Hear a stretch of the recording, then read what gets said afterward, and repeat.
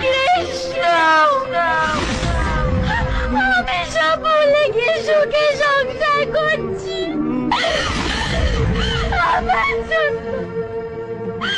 আমার জন্য আজকে তুমি পাগল হয়ে গেছো।